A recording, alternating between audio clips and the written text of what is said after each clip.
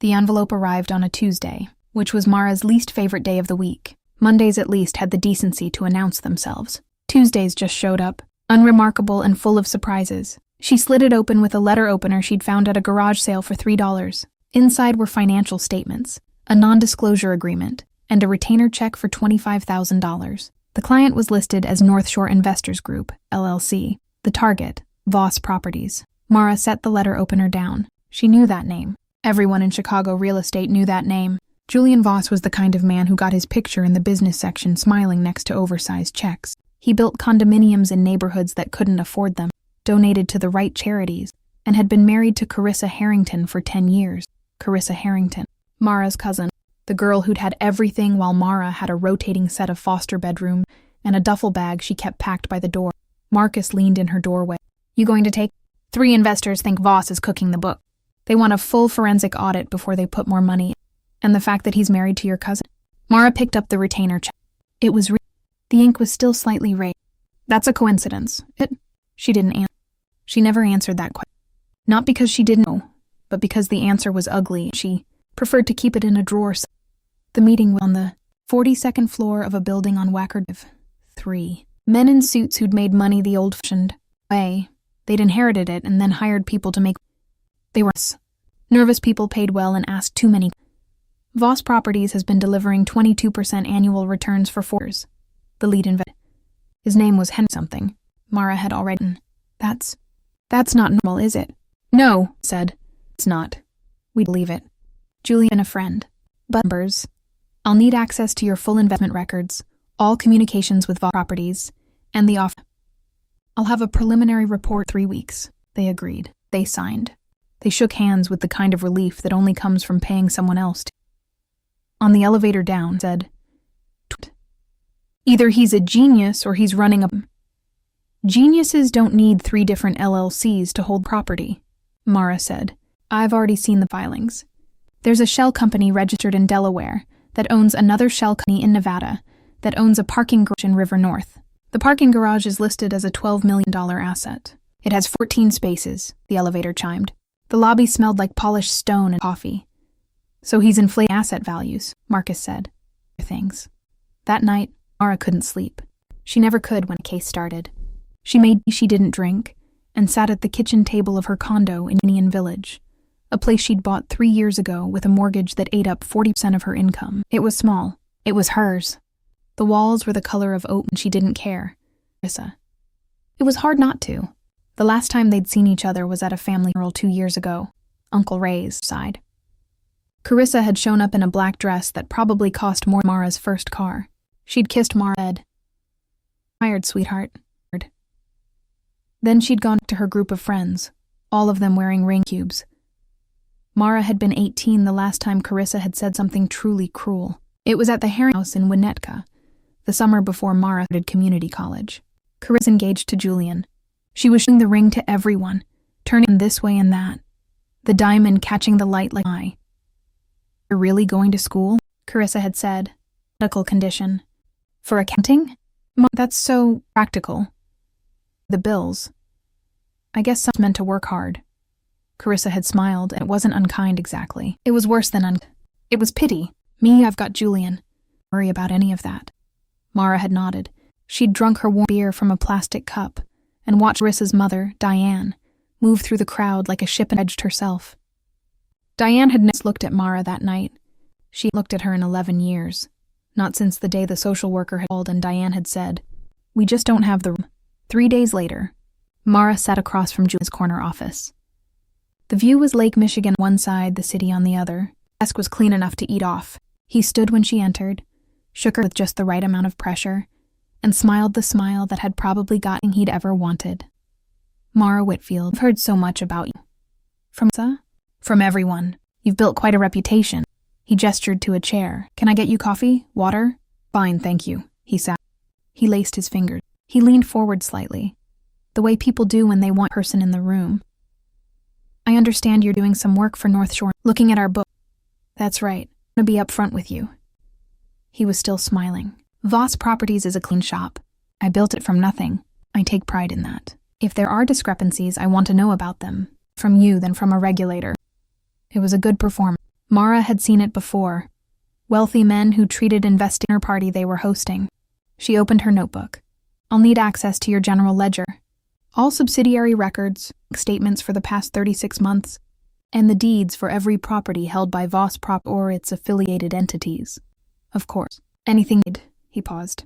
Mara? Family is family. If there's anything I can do, this easier. She met his eyes. They were brown and warm and utter warmth. Thank you. I'll be in touch. She was up until 2 a.m. through the property deeds Marcus had pulled. Most of them were straightforward. Then she found it. A company called Harrington Westside Holdings, registered in Illinois. Formed 2 years ago. The registered address was 1428 Maplewood Lane, Winnetka, Illinois. Mara knew that address. She'd seen the porch of that house when she was old, holding a duffel bag. While Diane Harrington that they just didn't have the room. It was the Harrington family home. Julian Voss had a company at his wife's childhood home. And that shell company owned 3 properties, Voss Properties balance sheet. The paper down. Her tea was cold. The city at her window was dark except for the streetlight, and somewhere on the other side of Chicago, Julian Voss, a man who had nothing to fear. She picked up her phone. Said Marcus, we need tomorrow. This is bigger than we thought. Then she opened a new document on her laptop and typed Harrington Westside Holdings, LLC, registered to 14 Lane, Winnetka, I. She stared at it for a long time. The address hadn't changed in 27 years. But everything else had. The call came at 7:30 in the morning, which meant it was either bad news or a wrong number. Mara was stirring oatmeal when her phone buzzed on the counter. The screen said Diane Harrington. She stared at it for 3 rings. Then she picked up. Mara, it's Aunt Diane. I know. A pause. Diane had never been good at silence. She filled it the way she filled everything, with purpose. I hear you're doing some work for some people who are looking into Julian's company. Who told you that? That's not important. What's important is that this is a misunderstanding. Julian is a good man. He takes care of my daughter. He takes care of this family. You don't want to be the person who causes trouble for your own family, Mara turned off the stove. The oatmeal bubbled once and went still. I'm doing my job, Diane. Your job.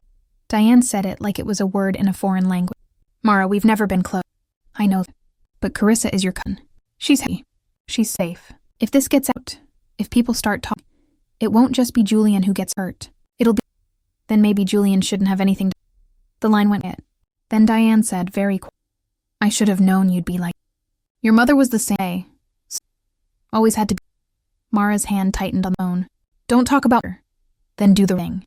Drop this. He hung up. Mara stood in her kitchen for a long time, holding the phone, the oatmeal getting cold. Julian's next move was... He invited her to lunch at a place in the Loop where the waiters knew his name, and the tablecloths were white enough to hurt. He ordered for her, she didn't have to, and talked about real estate trends like they were old friends.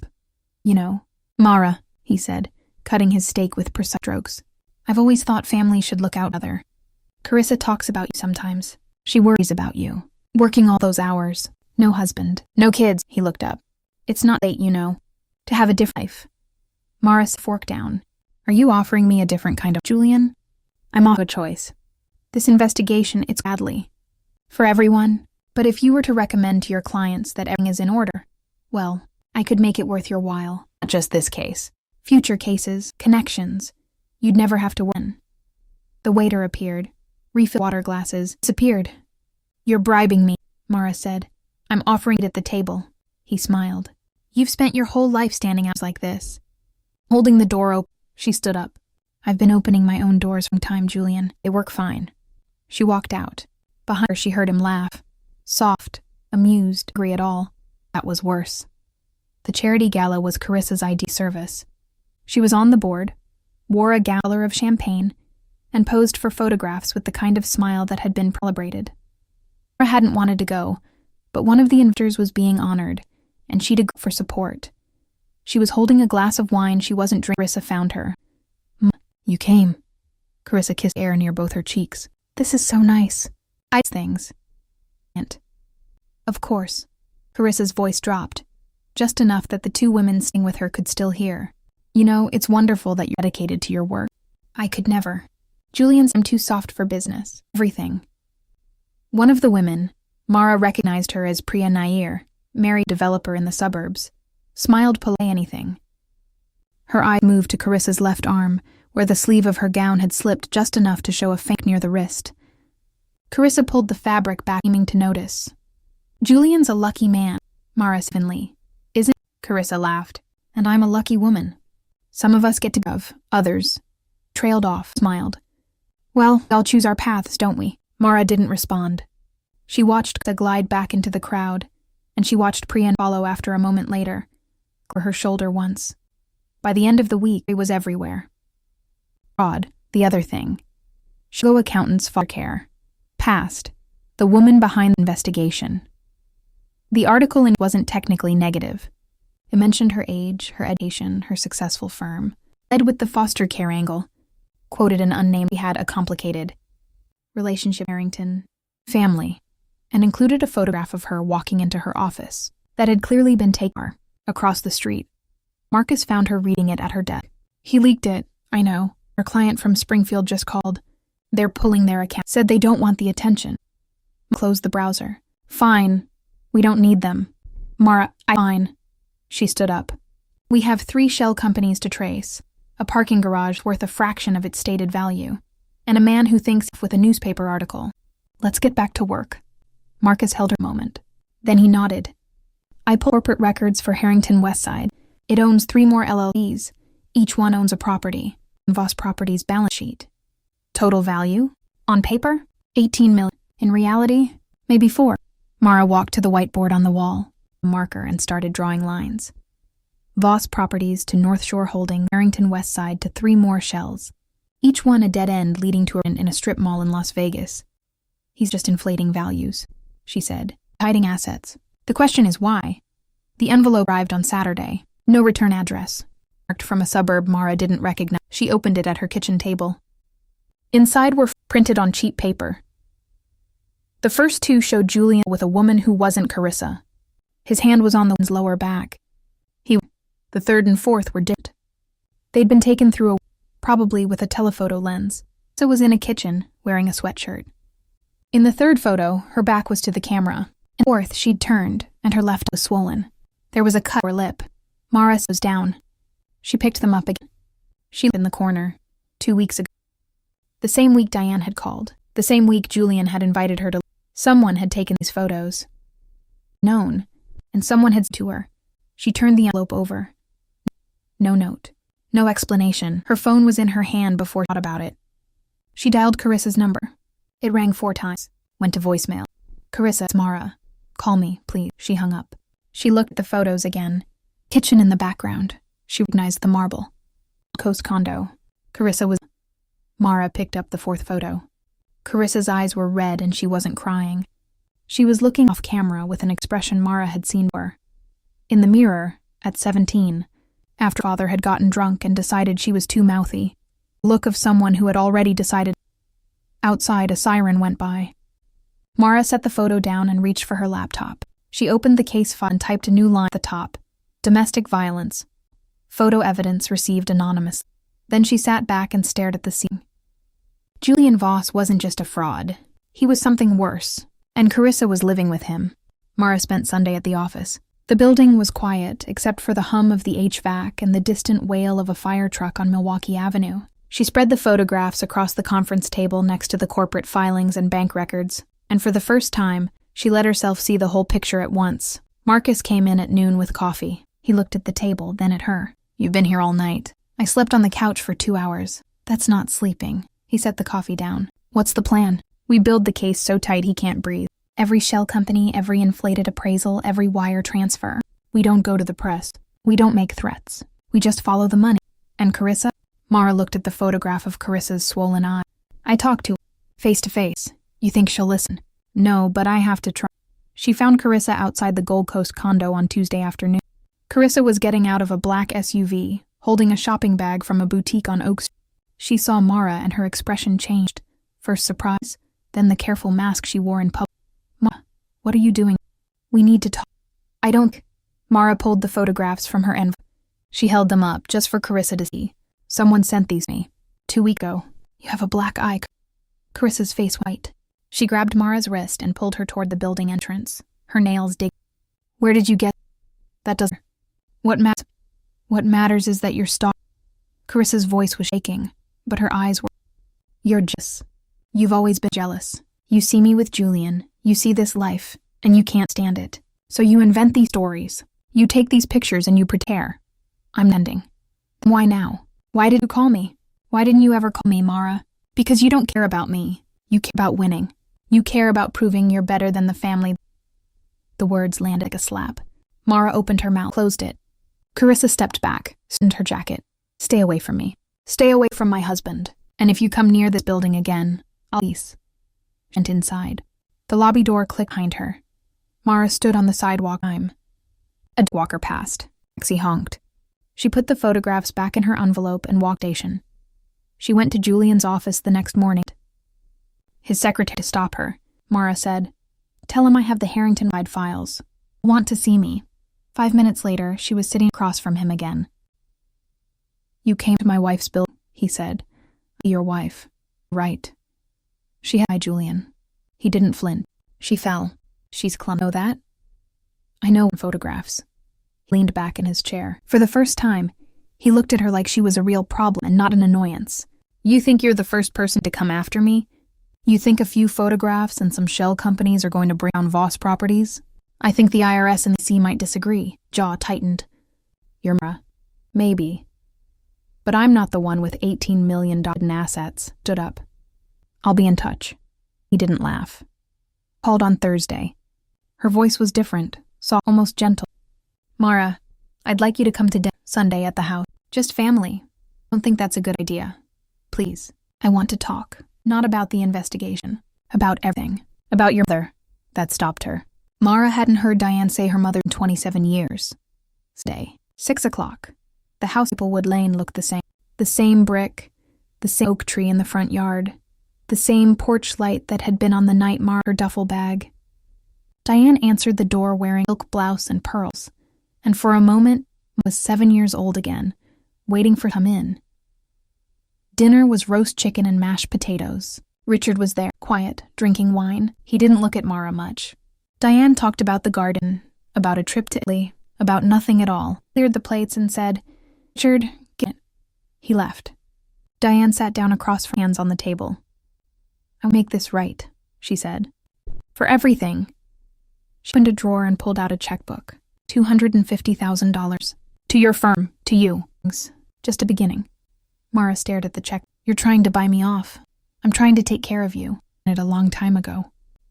27 years ago. Didn't have the room."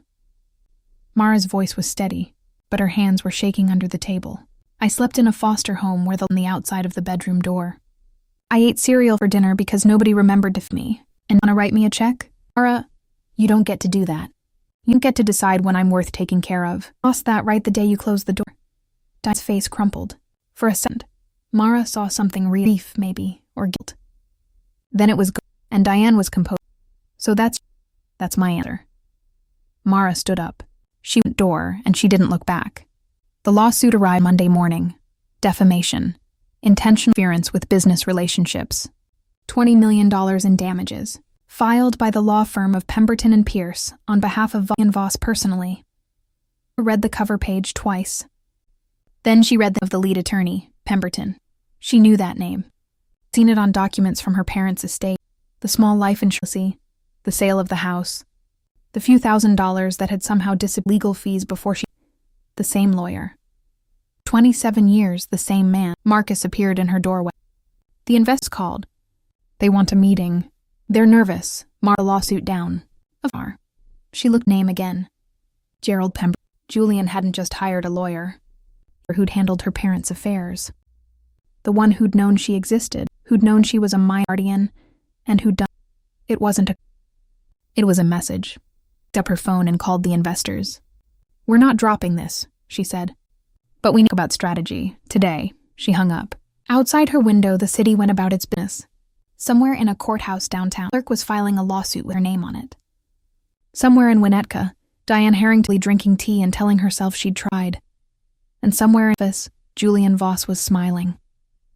Marcus found her at the whiteboard at 9 on a Wednesday night. She'd been there since 7, redrawing the corporate structure for the 4th time, adding arrows and question marks in different colors. The board looked like a spider web designed by someone who was losing their mind. "You need to step back," he said. I'm fine. You're not fine. You haven't eaten. You've been here every night for 2 weeks. And you're making this personal. Mara put the marker down. This is personal. He's my cousin's husband. He's beating her. And he hired the same lawyer who stole my parents' money. I know. But the more personal this gets, the more mistakes you make. And mistakes are what he wants. What are you saying? I'm saying we should slow down. Bring in another firm. Let someone else take point on the field work. You're too close. Mara stared at him. You want me to hand this to someone who doesn't care? I want you to not blow this case because you're angry. I am angry. I have every right to be angry. And I'm telling you that anger is going to cost. Marcus's voice was steady, but his jaw was tight. I've seen this for good investigators, bad cases, because they couldn't separate the job from the... So what do you want me to do? I want you to let me help. But you won't. You never do. You just keep everything inside and you push until what? Until you push everything. He picked up it. I'm taking a few days. Call me when you're ready to do... The door closed. Mara stood alone in the office, the whiteboard glowing under the fluorescent. She told herself she'd him. She told herself she'd been alone her whole life and it had never stopped her. Then she sat down at her desk and called a reporter. Her name was Sandra Ortiz. She covered white-collar crime for the Tribune. Mara had met her once, at a conference, and heard. She told herself this was strategy, leak enough to put pressure on Julian, force him. She told herself it wouldn't. They met at a coffee shop. Mara gave her documents. The inflated appraisal for the River North garage, the Harrington West Side registration, and a summary of the shelter. She had names. She didn't mention Carissa. She didn't mention graphs. Off the record, Mara said. Just the financials. Sandra read the documents slowly. This is big. You know that, right? I know. I need to by my editor. And I need to call Vossment. Fine. Mention me. 2 days later the story ran. The headline said, Family Ties. Foster care accountants grudge behind properties. Probe, they. Mara read it sitting in her car in that. The article mentioned her name. It mentioned her foster background. It quoted an anonymous source close to the Voss family saying Mara had a long-standing resentment against the Harringtons and was using her clients to set personal score. The financial documents were buried in the third paragraph, framed as allegations biased source, had been played. Julian's PR team had gotten to the reporter, or to the editor, or to someone. They'd taken her leak and turned story about her. Started ringing. Clients, investors. A producer from a local news station did off. By that afternoon, Carissa had put a gram photo. It was a picture of her hands, manicure, ring prominent, resting on a cup of tea. The caption said, Some people think for attention. Even destroy people who tried to love them. Sending love to everyone who's betrayed by family. It's and likes. Stared at it. Then she crossed the office. It hit the wall and slid onto the floor, the screen but still glowing. While the city argued about whether Mara was a whistleblower or a grudge holder and was moving. Marcus, even from a distance, sent her a text that night. He just transferred 3 Harrington West Side. New owner is a trust in the Cook County name. I can't trace it from here. You need to stop this. Mara read it twice. She wanted to call him. She wanted to say she was sorry, that he was right. She'd messed up. But her pride was a wall and spent her whole life didn't call. Call came at 11 that night. Unknown number. Mara almost didn't answer. Ms. Whitfield? The voice was a woman's, low, careful. I can't tell you my name, but I know Carissa Voss. We're friends. Sorta. I sat up. This. It doesn't matter. What matters is that she's not okay. He's getting worse. The night the voice. I shouldn't have called. Just don't stop. Whatever you're doing, don't stop. But be careful. He knows things. About you. About me. The lawyer. And he's been asking questions. About your mother. About the Foster homes. About the dead. Mark stared at the phone. It was a trap. It had to be. Julian was trying to rattle her, trying to make her chase shadows while he covered his tracks. Or maybe it was real. Maybe someone was scared. He was too paranoid to see it. And not knowing was the part. The next morning, Daniel Kowalski didn't show up for work. He was the former Voss Properties accountant, the one who'd left the company 6 months ago, had been trying to locate for weeks. Marcus had found him last week, living in an apartment in Albany, working nights at a hardware store, scheduled to meet on Friday. Mara drove to his apartment. The door was unlocked. The place empty, not cleaned out, just left. A coffee mug on the table, still damp. Jacket on the chair. The television was playing a news sound off. She called the police. They said they'd file a missing person report. They said adults all the time. They said they'd follow up. Mara stood and listened to the hum of the refrigerator. Daniel Kowalski had known something. He'd left Voss Properties because he didn't live with, and now he was gone. She thought about the anonymous call. A woman who'd said, "Be careful," about Marcus. Slow down, and she'd tell him to go to hell. She was alone. She'd made herself alone. Julian Voss was somewhere out there. One person at Mara pulled the phone. She found Mark's number. She stared at it for a then she put the phone away and walked out. Daniel Kowalski called her on a Tuesday from a burner phone. He was in a motel in Michigan City, Indiana, he said. He'd been sleeping in his car for 3 days before he got the nerve. He was scared. He was sorry. He wanted to talk. Mara drove there in 3 hours. The motel was off I-94, the kind of place where the carpets were stained, and the front desk clerk didn't look up from his phone. Daniel was in room 214, a thin man in his 50s with gray stubble and hands that wouldn't stop shaking. They told me if I talked, they'd find my daughter, he said. She's at Illinois State, sophomore. Who told you? Julian, through Pemberton. They came to my apartment. They knew where she lived. They knew her class schedule. He swallowed. I left that night. Mara sat on the edge of the bed. The room smelled like cigarette smoke and old carpet. Tell me what you know, Daniel. Everything. He talked for 2 hours. It was worse than she'd imagined. The shell companies weren't just for inflating asset value. They were for cleaning. Julian had been running cash from a criminal organization. Daniel didn't know the name, but he knew the amounts. Through real estate purchase. Buy a property with dirty money, inflate the value, sell it to a Voss Properties subsidiary, and the money came out. 18 properties over 4 years. Millions of... Carew. Daniel. Mara's head snapped up. She signed the transfer documents for 3 of the properties. Harrington Westside Holdings. She's the registered. I saw her sign them, in Julian's office. She knew what they were. She might not have She understood. Daniel's voice. She asked Julian how much money was in. He said, as long as it doesn't affect the charity account, Those words. Mara sat very. The room tilted. She'd spent weeks telling herself Carissa victim, trapped, afraid, unable, and maybe was. But she was also. Did she know about violence? Dan away. Knew. Staff. The drivers? She wore sunglasses indoors sometimes, but said anything. What works? Mara left the motel at dusk. Daniel agreed to talk to the FBI, but only if his daughter was first. Called Marcus. She didn't care pride anymore. Everything. He was quiet. I'll reach out to my at the bureau, he said. But Mara, this is bigger than us now. Once the feds get involved, lose control. I know. Are you ready for that? She looked at the highway stretched back to Chicago, the sky turning. Carissa in the morning. Mara was asleep to be. The phone buzzed on the nightstand and she grabbed it, saw Carissa. Mara. Carissa's voice was a whisper. Mara sat up. Where are you? Home. He's asleep. I don't know what to do. He said he's going to send me away to a place in Wisconsin. If I talk to anyone, her breath caught. Mara, can you get out? Can you leave now? Can't. He took my keys. My phone. This is the old one he doesn't know about. Mara, please, tomorrow afternoon. Meet me at the parking garage on Ontario Street. Level 3. I'll be there. Can you get there? I think so. I can say I'm going to the dentist. He lets me go dentist. Then go. Carissa, don't tell anyone. Don't leave a note. Just come. I will. Mara, yeah, thank you. The line went dead. Back and stared at the ceiling. She didn't sleep for the rest of the night. She was in garage by 1:50. Level 3 stairwell. She waited. 2 o'clock went. 2:30. She called Carissa's number. It went straight to voicemail. She was about to leave when she saw it. A manila envelope windshield wiper of her car. It was a single sheet of paper. Printed, not handwritten, my wife. Mara looked. Empty. Concrete pillar, fluorescent lights buzzing. The distant starting somewhere below. She car and drove to the Gold Coast. The police were already there. 2 cars, lights flashed silently. A neighbor had called, heard screaming, heard something break. Mara stood on the sidewalk and watched as led out by a uniformed officer.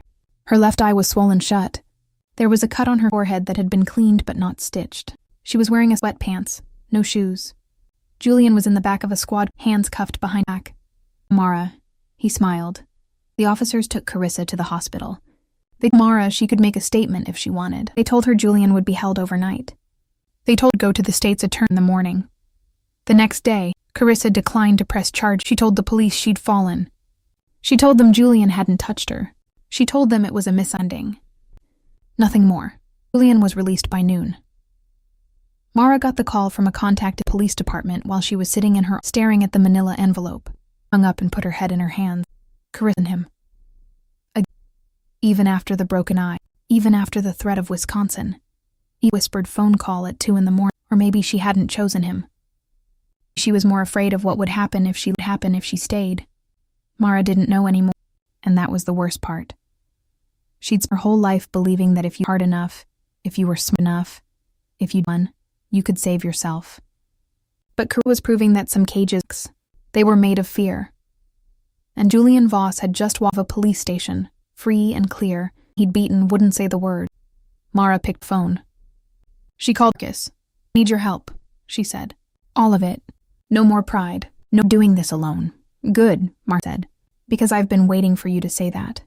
The week that followed was the worst of Mara's life. Not because any single thing broke, but because everything broke at once. The defamation lawsuit moved forward. Pemberton filed a motion for summary judgment that was thin on law, but heavy on innuendo. Mara was a disgruntled family member, a woman with a grudge, a foster kid who'd never gotten over being left behind. The judge didn't dismiss it. He set a hearing date for 6 weeks out. The investors called an emergency meeting. 3 men in a conference room avoiding her eyes. We're getting pressure from our families, Henry said. Our wives are reading the papers. We don't know if what? If I'm competent? If the case is real? Mara's voice was colder than she intended. The case is real. The fraud is real. The only thing that isn't real is your spine. They terminated her contract the next day. The retainer was gone. The case files stayed. She'd made copies. But without the investors as clients, she had no standing to subpoena anything. The firm's bank account dropped below 5 figures. She had 2 employees and rent due on the 1st. She started interviewing for contract work, telling herself it was temporary, that she'd be... And Carissa was... Priya Nair called her on a third. She didn't identify herself at first. Just, I'm the woman who called you before. From the gala, I was standing next to Carissa. Mara's hand tightened on the phone. Priya, yes, listen, Carissa isn't on vacation. Julian took her to the lake house in Wisconsin, Lake Geneva. She's not allowed to leave. He told people she's having a that she needs rest. But she's not resting. I know because her housekeeper called me. She's Mara. She won't say it. Why are you telling me this? Because no one else will. And because if something happened to her, I don't want to have stood by and... The line quiet. Don't call the police, Hansen. Julian knows there. He's made donations. Call someone who can't be bought. She hung up. Mara sat at her desk and phone. Lake Geneva. 2-hour drive. A woman she barely knew, trapped in a house with a man who'd already broken her face once with it. She had in her hand. Then she thought about what Julian would do. Call the sheriff. Have her arrest trespassing. Use it as more evidence that she was unstable. Keys down. That night she sat on her did the math. The firm would be insolvent by the end of the month. The lawsuit could bankrupt her personally. Carissa was trapped. Daniel was in hiding. The investors were gone. And she was one woman with a laptop and a stack of documents that nobody wanted to read. She could quit. She could get a job at a big firm, 6 figures, never think about Julian Voss again. She could let it go, did. She drove to the cemetery Saturday morning. It was outside the city, in a small town where parents had grown up. The graves were under an oak tree, the heads weathered but clean. She paid for maintenance, even though she sat in front of them. The sun was warm. Sun groaned. I'm doing this for you, she said quietly. She thought about Diane, about the door closing, about the foster homes. She thought about the anger she'd carried 7 years, how it had fueled her through community college and night classes, the CPA exam, and every office. It had built her. It had also destroyed this case. Maybe I wanted to pay, she said. Maybe I wanted Diane to and see what she lost. Maybe I wanted Carissa to know life wasn't real. She paused, called somewhere in the tree. But that's not why I started. I started because 3 men came to me with numbers that didn't add up. And somewhere in the middle of it, I forgot that the numbers were about people. Real people. Daughter, Carissa. The trusted the wrong man. She stood up, her jeans. I'm going to finish this, she said. But I'm going to do it right. Not for the truth. She drove back to the city. Her phone rang. Marcus. I got through to my old contact at the bureau, he said. Agent Cho, organized crime. She's read the file. She's interested in how. She wants to meet. Tomorrow. The thing we have. Mara, if she takes this, it's not our case anymore. It's a federal investigation. We become not haters. I know. Are you okay with that? Merged onto the Kennedy Expressway. The city skyline was ahead of her, gray solid. I'm okay with that. Good. Because there's something. Daniel's chin got out. I don't know how. Julian's people are looking for him. Took him to a safe house morning. Is he okay? He's fine. Mara, Julian knows to us. And if he knows that, he knows we hang. He's going to move fast. Mara's tightened on the wheel. How fast? I don't know. 200 miles north, in a house on the shore of Lake Geneva, Julian Voss stood at the kitchen and read a text message from a lawyer. Kowalski talked. The files. He set the phone down. Outside, the lake was flat and silver, the kind of view that had cost him $4 million. Inside, Carissa's room, where he'd told her to. He thought about the evidence. The bank records, the property transfers, the money that had passed through hands he'd rather not name. The feds had all of it, looking at 20 years. Maybe more, unless there was no one to test. Gone. He'd find. But Carissa who'd signed the documents. Carissa, who'd asked how much money was in each one. Carissa, who'd called his cousin the night. He picked up the phone. He dialed it, only used one for. Yeah, he said. I need you to come up to the lake house. Tonight, there's something I. He hung up. He poured himself a glass of. He looked out at the water and smiled. Mara Whitfield thought she was winning. She thought the FBI would save her. But Julian Voss had been playing this game longer than she'd been alive, and he always made sure the witnesses didn't show up to court. Agent Helen Cho was not what Mara expected. She was in her 40s, wore jeans and a blazer, and had a coffee stain on her notebook that she didn't try to hide. She met Mara and Marcus at the FBI field office on Dearborn, in a conference room with no windows and a clock that ticked too loud. I've read everything, Cho said, sliding the file across the table. Your work is solid. The shell company structure, the inflated appraisals, the money flow. If we can get Voss on tape admitting the laundering, we've got a RICO case. Without it, we've got a paper trail that his lawyers will tie up for 5 years. So we need the tape, Mara said. We need the tape, and we need you to get it. Cho looked at her. Voss trusts you, or rather, he underestimates you. He thinks you're angry and sloppy and personal. We can use that. Mara understood immediately. You want me to wear a wire. I want you to tell him you're willing to settle. That the investors dropped you. That the lawsuit is draining you. That you want out. You meet him somewhere he feels safe. You get him talking about the laundering, about the structure, about anything that connects him to the criminal organization. And if he doesn't bite, he'll bite, Marcus. He's aired. He thinks he's already won, Cho did. We'll have a team nearby. Back up at 2 minutes. But Mara, if he figures it out, if he gets violent, you signal us immediately. No heroics. I don't do heroics, Mara said. I do sprites. Cho almost. Mara called Julian from her office thing. Her hand ready. Her voice not. Julian. Mara. Pause. Mara, I'm surprised. I would meet. The investors dropped me. The lawsuit is costing a fortune. I'm done. I'll hand over everything I have and sign a release. Exchange, you drop the defamation suit and pay my firm's outstandings. She heard him breathing. Laughed. Giving up? Being practical. I can't win this. You know it. I know it. Let's just it. Where? Your choice. Somewhere neutral. The warehouse on Cermak. The one Voss Properties owns. No cameras, no staff. Talk tomorrow night, Julian. Leave it, Mara. A favor. She took it. The wire was small, a flesh-colored patch under her shirt near the collarbone. Cho showed how to adjust it, how to test it. Just talk, she said. To say the words. Money laundering. The organization. The properties. Anything that connects him, Mara nodded. She was scared. She'd been scared before. At 17, in a foster home at 2 a.m, listening to steps in the hallway. Different. They'd chosen. Marcus to the warehouse. Didn't say much on the way. At the curb, a hand on her arm. 2 minutes, he said. If it goes wrong, 2 minutes. She got out. The warehouse district was empty at night, just loading docks and chain-link fences and the expressway.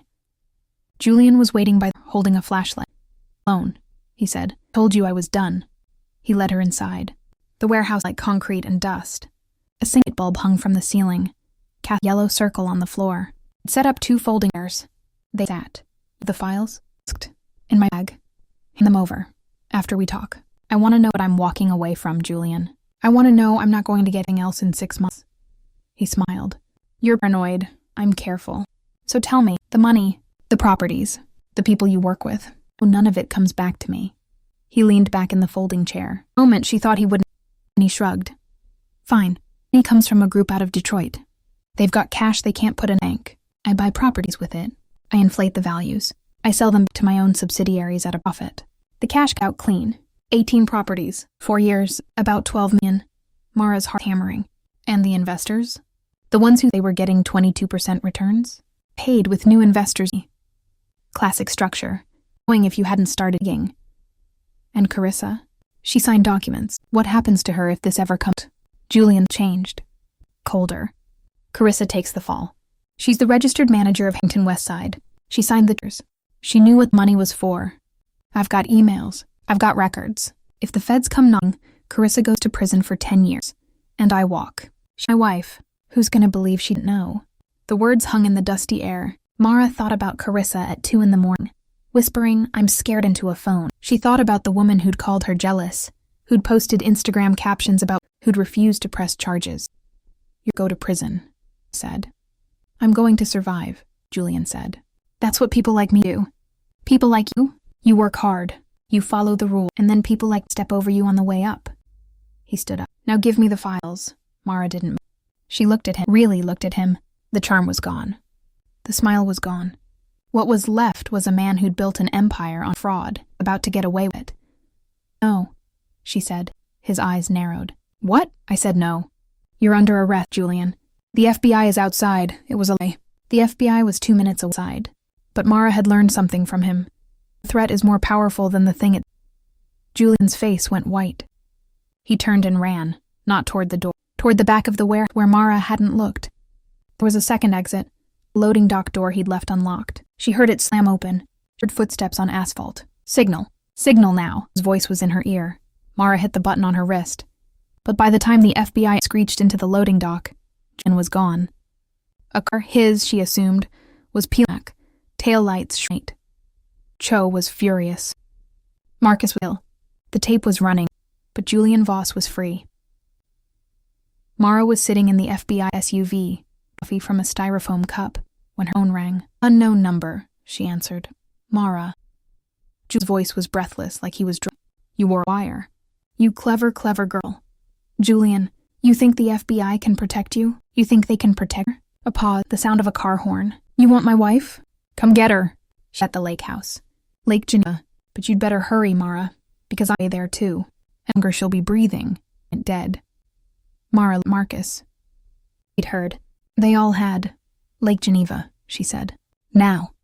They made Lake Geneva in 1 hour and 45 minutes. Marcus drove, Mara navigated, Cho coordinated with local FBI in the passenger seat. The lake house was at the end of a private road, a glass and wood structure with a dock and a boathouse. Lights were on. Cho's team hit the front door at 2:17 a.m. Mara waited in the car, her hands clenched around her knees. She heard shouting. She heard a woman scream. Then Cho's voice on the radio. Subject not present. Victim alive. Need EMS. Carissa was in the kitchen on the floor, her hands bound with a belt. There was a gash on her forehead and her right wrist was swollen. She was conscious but disoriented. Julian had been there, she said. He'd hit her, tied her up, and left when he heard the siren. Or thought he did. He'd taken her phone, her ID, her purse. He'd left her there like he'd left everything else in his life when it stopped being useful. The ambulance took her to a hospital in Lake Geneva. Mara rode with her. Carissa didn't say much on the way. She just held Mara's hand, and her grip was the strongest thing about her. At the hospital, after the doctors had stitched her forehead and iced her wrist, Carissa looked at Mara and, I have some documents. Julian's. I kept them in a safety deposit box at the bank in the city. He doesn't know. Mara's down. What kind of bank statements? From accounts in the Caymans. Emails he thought he deleted. I took screenshots. Names. It's the people he... Carissa's voice went, like she was reading a grocery list. I kept them as I knew. I knew one day he'd do this. I just didn't know it. Why didn't you come forward before? Carissa looking. Because afraid. Because I thought if I'm good enough, if I did waves, he'd stop. Because I chose the Mara. I chose the ring and the house and the chillas. And I told myself the rest. She paused. It was wrong. The safety deposit box was opened the next morning with Carissa's information. Inside were 3 folders and a USB drive. The documents connected Julian Voss to a Detroit-based criminal organization, detailed 12 million laundered funds, and included email chains where Julian discussed inflating property values and paying off. More than enough. The news broke at the end of the week. Voss Properties was raided. Pemberton was subpoenaed. The Harrington name was on every news channel in Chicago, attached to words like fraud and money laundering. And Diane called Mara on afternoon. Her voice was small, nothing like the woman who'd offered a check to drop it. Mara. I saw the news. I saw Carissa. She stopped. I was wrong. About everything. About you. About Julian. About the night your mother died and I didn't have the room. Mara had said nothing. I should have taken you in. I should have. There's no excuse. There never was. I was selfish and I was cruel and I've spent 27 years telling myself it was for the best. Diane's voice broke. It wasn't for the best. It was for me. Mara closed her eyes. I know, she said. You ever forgive me? I don't know, Mara said honestly, but I'm not angry anymore. That's something. It wasn't forgiveness, but it was a door that hadn't been years. Mark news that night. Julian's associates, the Detroit organization, figured out he'd been skimming. About $2 million, siphoned into accounts they didn't know about. They were looking for him too. So he's got the FBI on one side, organized crime on the other, Mara said. Yep, he's trapped. And trapped desperate things. Priya Nair came to the office 2 days later. She brought a folder of her own. Photographs, messages, a written statement. She'd witnessed Julian's behavior toward Carissa for years. She'd been afraid to speak up. She wasn't afraid anymore. My husband knows I'm here, said. He's not happy. But I told him if I didn't do this, I'd never see myself in the mirror. Mara took her statement. She added it to the file. Piece by piece, the case was becoming unbreakable. Investors called too. They wanted to rehire her. They wanted to apologize. Mara told them she'd think about it. She didn't need them anymore. The firm had new clients. People who'd read someone who wouldn't back down. The lawyer called on a Friday. Gerald Pemberton. His voice was formal, tight, like you believe in. Ms. Whitfield. My client wishes to meet with you. He says he has information you'll want. He's willing to turn over everything. Remaining assets, contact names, the full in exchange. Just no FBI. He's a fugitive, Mr. He doesn't get to set terms. He says you'll want to hear what he has. About the night they died. Mara's blood cold.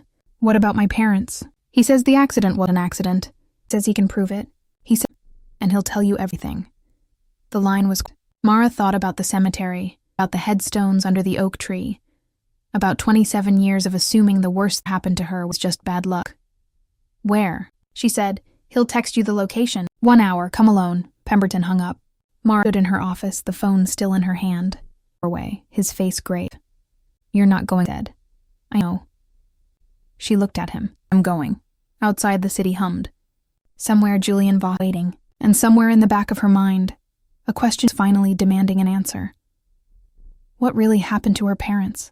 The location was an abandoned steel warehouse on the far south side, near the Calumet River. Julian had texted the address 40 minutes before. Cho's team had swept it an hour earlier. No cameras, no traps, 2 exits. Microphones were placed. A tactical team waited in 2 vans outside. Mara wore the wire again. This time her hands didn't shake. You don't have to do this, Marcus said by the van. Cho can go in, or we wait him out. He's got nowhere to go, I know. But I need to hear what he says. About my parents, Marcus nodded. Some doors, once open, don't close until you walk through them. Julian was already inside. He looked terrible, unshaven, bloodshot eyes, the same clothes he'd escaped in. He sat on a folding chair under a single work light. You came, he said. I came. Alone? As requested, he smiled. It didn't reach his eye. You're lying. But it doesn't matter. I'm not here to run. I'm here to deal. Mara sat across from him. Everything was on tape. What's the deal? I give you everything. Remaining accounts. Names of the Detroit organization. Officials who took payments. I testify against them. I plead guilty. In exchange, witness protection. 20 years, maybe. He leaned forward. I've been done since the warehouse, Mara. I'm writing. I'm negotiating terms. And parents? His smudged. Gerald Pemberton handled state. Did you know he was their lawyer before he was mine? I know. Then you know he found something. The police report. The brake lines on mother's car. Signs of tampering. Pemberton told your aunt. Diane said no investigation. No publicity. She paid to have it buried. She paid Pemberton a... Mara's stomach dropped. You're lying. Ask Pemberton. Ask Diane. The accident wasn't an accident, Mara. Someone wanted her parents dead, and your aunt led with it. The words hung in the cold air. Mara thought about the headstone under the oak tree, about 27 years of grief she'd told herself. Why tell me this? Part of the deal. Witness protection for me. In exchange, I give you Pemberton. The proof. You can finally have answers. Mara stared at him. There's more, isn't there? He laughed, a raw, ugly sound. He pulled a folder from his jacket and the concrete. Carissa. She didn't just sign documents. She chose the properties, negotiated with buyers, knew exactly what the money was for. Took her cut, $50,000 a year, into an I didn't know about. In the folder. Bank statements, emails, a spreadsheet with correcting in the margins. She's as guilty as I am, Julian said. If I go down, she goes down. Conspiracy, money laundering, 10 years minimum, unless you make a deal for her. He leaned back. So here's the real offer. I give you everything. Witness protection, reduced sentence. And you make sure Carissa doesn't do time. You tell the FBI she was a victim, credibility to protect her. And if I don't, then I take her down with me. Testify she was the mind. She's my wife. She had access. She signed everything. He shrugged. I've been using her punching bag for 10 years. What's one more time? At least this one gets me something.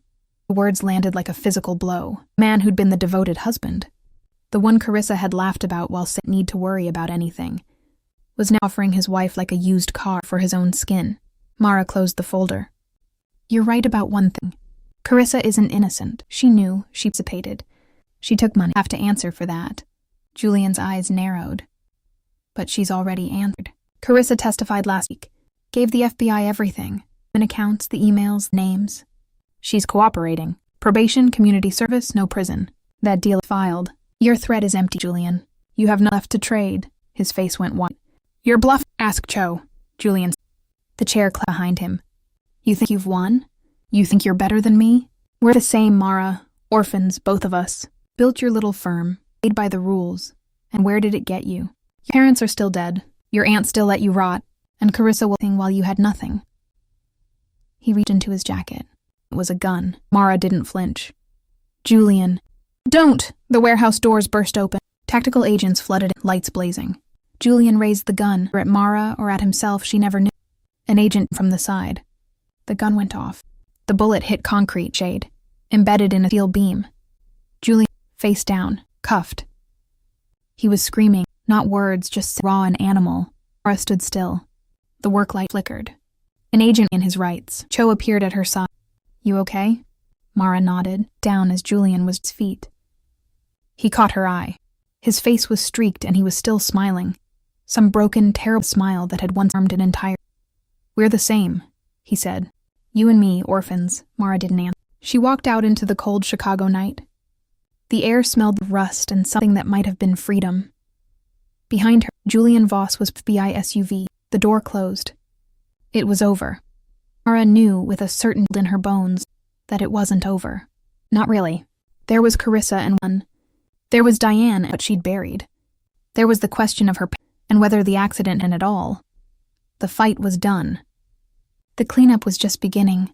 3 months later, Julian Voss pleaded guilty to 12 counts of money laundering, racketeering, and domestic violence. The judge sentenced him to 20 years at a federal facility in Minnesota. He didn't speak at the hearing. He didn't look at Carissa. He didn't look at Mara. He just stared at the defense table, his hands folded, like a man who'd already begun serving his sentence in his mind. Gerald Pemberton was indicted separately, obstruction of justice, witness tampering, and a 27-year-old charge of suppressing evidence in a vehicular death investigation.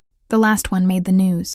Carissa got 3 years probation, 200 hours of community service, and a misdemeanor conspiracy conviction. The judge cited her cooperation, the documented abuse, and the fact that she'd never initiated any of the criminal activity. She cried when the sentence was read, not from relief, from something more complicated. Shame, maybe, or the realization that she'd have to live with what she'd done for the rest of her life. The Harrington name didn't recover. Most of the family's assets were tied up in Julian's fraud and were seized or frozen. Diane and Richard sold the Winnetka house and moved into a 2-bedroom condo in Evanston. Diane started volunteering at a food bank. Richard took up woodwork. Neither of them talked about the old days. Mara met Diane at a diner on Clark Street.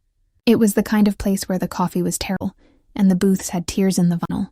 Diane was already wearing a sweater that didn't look like it cost $1,000. You wanted to Diane, I want to know about my parents. The police report. The brake line. Diane's hands trembled around her cough up. The police said it was inconclusive. Said the damage could have been from the crash itself. Said there wasn't enough evidence. But you didn't ask for a second opinion. You didn't push? Oh. Diane's voice was small. I was scared. Your father had people he crossed. Business deals. I thought if someone had done this, asking questions would put the rest of us at risk. I thought if I buried it, if I pretended it was an accident, it would... And my mother? She was in the car too. Diane looked at the table. I've known for 20 years. I've woken up every single morning. Marked with that. The diner had around them. Plates clinking, a radio playing country, a waiter yelling an order. I'm not going to forgive you. Today. Not ever. But I'm going to find out what happened. Or without you, Diane nodded. She reached into her purse and pulled. I kept this. The original report, a copy. I thought if into it meant I hadn't... Mara took the envelope. She opened it there. She put it in her bag. Thank you, she said. Wasn't forgiveness. Something. Carissa's apartment in Logan Square. A 5th floor walk-up with a view. The second hand. The kitchen had 1 and 2 plates. She worked at a nonprofit that helped domestic violence survivors find housing, answering phones, scheduling appointments, doing the what else wanted. Mara on a Sunday. Carissa made tea. They sat at the small table by the window. I start community service next week, Carissa said, at the animal shelter. Cleaning cages? Sounds meaningful.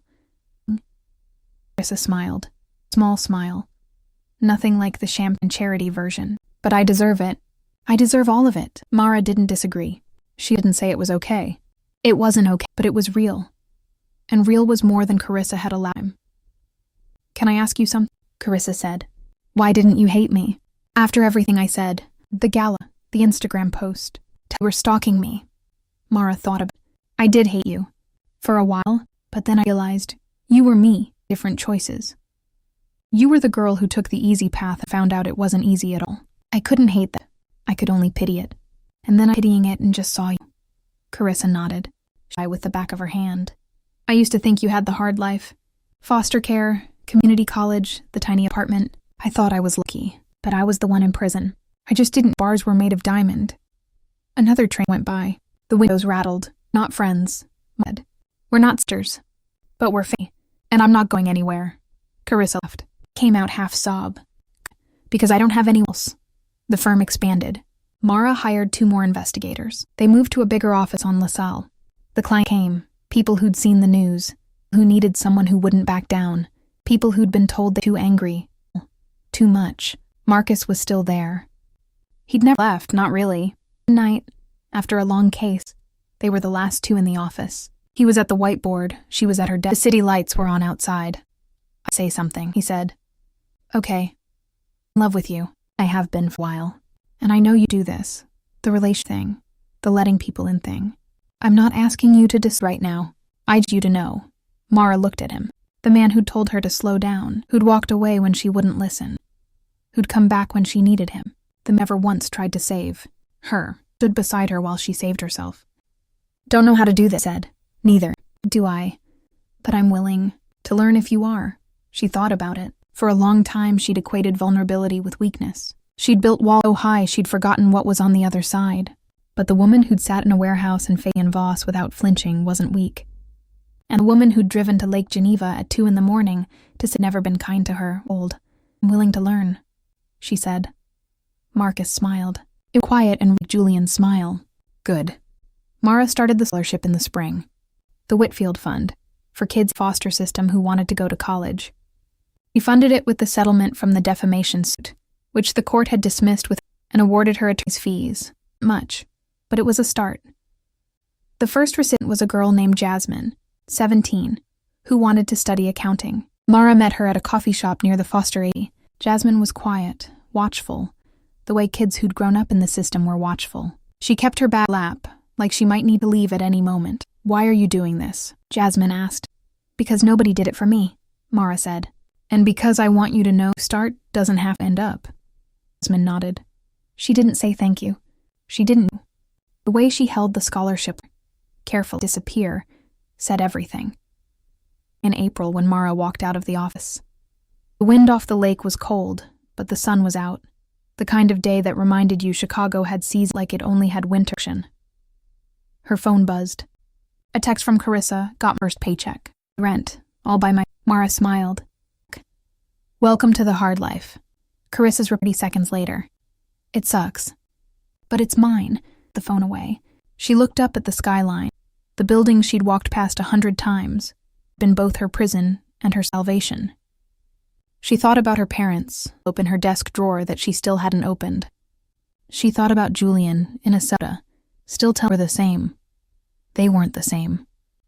Julian had looked at the world and seen things to take. Mara had looked at the world and seen things to build. He'd ended up... She was standing on a side unfree. She started walking. Not toward anything in particular, just forward,